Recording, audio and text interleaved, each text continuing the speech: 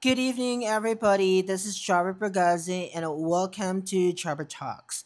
In tonight's video, I'm so excited to share a part of me that I think pwedeng makapag-inspire sa lahat ng mga teachers back in the Philippines na mangarap po talaga. Kasi yung series ng ating videos ngayon na binubuo ko is to help our kababayans back in the Philippines, especially mga teachers na talagang pinakamamahal ko because that's my profession. So, alam ko kung gaano kahirap ang maging isang teacher, right? So, itong mga videos na create ko ngayon, para talaga ito sa mga teachers back in the Philippines na nangangarap din pong makapunta sa ibang bansa. Not only in Taiwan, but anywhere in the world na gusto ninyong ma-experience. Now, itong comment na ito nakita ko few days ago and I feel like meron akong gustong i-share sa inyo sa video, sa comment na ito. Well, anyway, gusto kong sabihin sa inyo, first of all, na lahat po tayo ay nagsimula sa wala. Lahat po tayo ay nagsimula sa nothing. Yung na-create kong video before na nag-speak ako ng English for 9 minutes and then straight, take one, wala po akong dinagdag, wala po akong nilagay ng mga prompter or anything na binabasa ko. I think you can really tell the video na authentic talaga siya coming from me, na yung idea na yun, nag-flow lang siya naturally and sinabi ko lang kung ano yung nasa isip ko that time, no? Gusto kong i-emphasize na yung development kasi ng aking language dito when it comes to English speaking or conversation is natural talaga siya. Kasi po, ang English naman as a language, natututunan natin siya. Okay? And the moment na ginagamit mo siya almost every day of your life, magkakaroon ka talaga ng natural development in speaking of that language. Kasi imagine nyo naman po, halos araw-araw, 5 times a week po ako nagsasalita ng English. The moment na pumasok na po ako sa school gate namin, automatically, nagsasalita na po talaga ako ng English niyan. Sa kung sinong mai-encounter ko na tao, yung mga estudyante ko, nagkakaroon din ako ng chance minsan or pinipilit kong magkaroon ng opportunity to talk to them, lalo na pag nakatayo sila sa ground or any part of the school, na meron akong time na makipag-usap sa kanila, ginagawa ko talaga yan.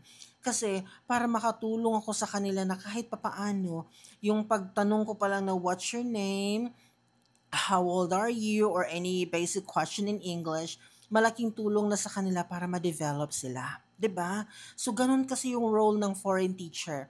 Kaya sa araw-araw na ginawa ng Panginoon, na ginagamit ko yung language na yon sa aking daily life, naturally, na-develop talaga siya. Like, kung bibigyan mo ako ng opportunity, like, Charbert, you have to speak English, tell us more about this one in English.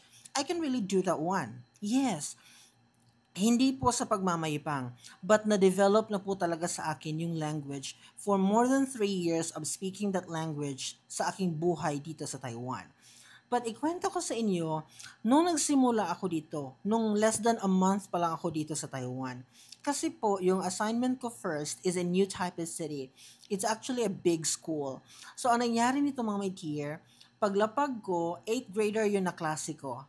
Yung partner ko nung time na yun, kasi parang tingin niya, because I'm a foreign teacher, ganon, binigyan niya ako ng task without even telling me what to do ahead of time.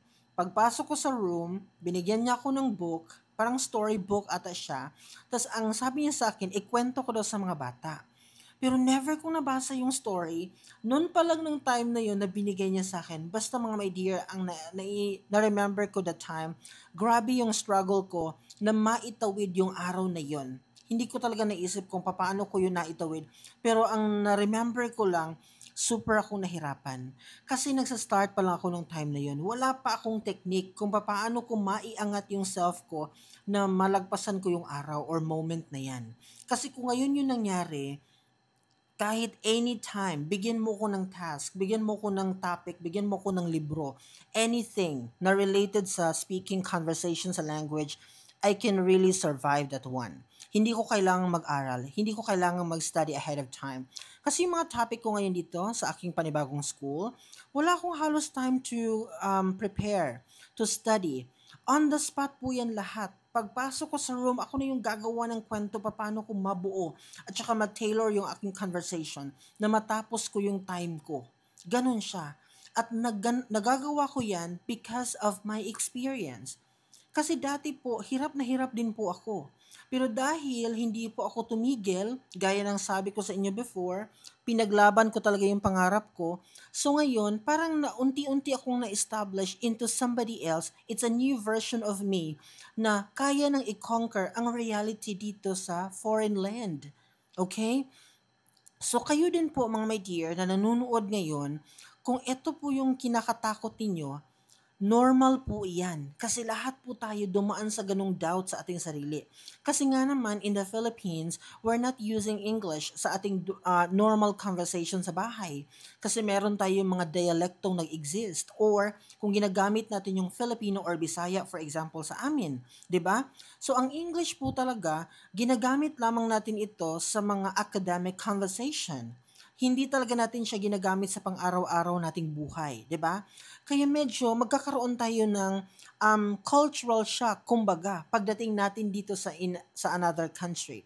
Pero as I said to you, the moment na malagpasan mo yung 1 taon or 2 taon dito sa Taiwan, masasabi mo talaga sa sarili mo na kahit anong oras kung any moment man yan na bigyan ka ng microphone and then you will let them, I mean, they will let you stand in front of the crowd and say something about that, kaya mo talaga siyang maitawid mga my dear.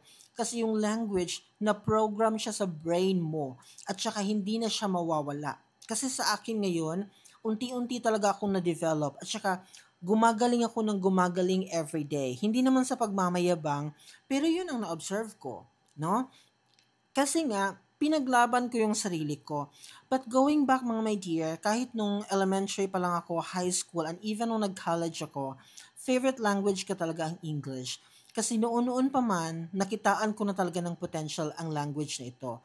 Sinabi ko, or na-realize ko na noon pa man, na yung language na ito is hahanapin ng hindi lamang ng Pilipinas, kundi ng buong mundo. Kumbaga, darating ang araw, marami ng mga tao ang gustong matutong mag-speak ng English. So the demand for the job is magiging mataas siya, no? Magkakaroon tayo ng opportunity outside the country. Nakita ko na po yung reality na yan even before. Kaya ang ginawa ko talaga sa sarili ko, sinubsob ko talaga yung self ko sa pagpadalubhasa, sa Tagalog pa, no? To develop myself sa language na yan. Nag-attend ako ng iba't ibang mga grupo. For example, naging active ako as a debater sa college, naging writer din ako sa publication. Napakarami pong mga opportunity before na pinasok ko talaga ang sarili ko sa pilitan para magkaroon talaga ako ng exposure sa English na alam ko na magagamit ko in the future. At hindi po ako nagkamali. Kasi hindi ko po inasahan yung moment na ito na one day magiging isa kong foreign teacher, magtuturo ako ng English in another country. Although nakita ko na yun before na maaring ang ibang tao sa buong mundo or sa other countries is gusto na din nilang matutong mag-English. Pero hindi ko alam na matutupad siya. And ngayon, sabi ko talaga, parang naging tama talaga yung prediction ko before na I need to expose myself sa English kasi balang araw magagamit ko siya. So, going back to our point, kung natatakot po kayo na hindi nyo po maitawid yung sarili nyo dito sa Taiwan, for example, in the speaking of English, I have to say, sa pinakaunang taon mo lang yan. Naiintindihan ko na magsa-struggle ka talaga sa first year mo dito. But after one school year, I have to say, mag-i-improve ka talaga at magiging isa kang somebody else kagaya ko at kagaya ng napakaraming foreign teachers dito sa Taiwan ngayon na nakikita mo sa TikTok, pansinin mo yung mga foreign teachers in Taiwan. Pansinin mo sila sa TikTok. Magagaling silang magsalita. Kasi ang standard po ng Taiwan is mataas. So kailangan po natin siyang habulin. Kailangan po natin siyang i-satisfy. Napansin niyo ba? Kasi ako yun yung napapansin ko eh. Pag foreign teacher sa Taiwan, magaling talaga. At saka mas lalo siyang gumagaling ng gumagaling everyday. Kasi po, yun po yung kinoculture namin dito sa Taiwan. So, I know you can. Kung nakaya po namin, alam ko po na kaya po ninyong lahat. Sana ang video na ito ay magsilbing inspirasyon sa inyong lahat na lumaban din para sa inyong mga pangarap. See you here. Bye!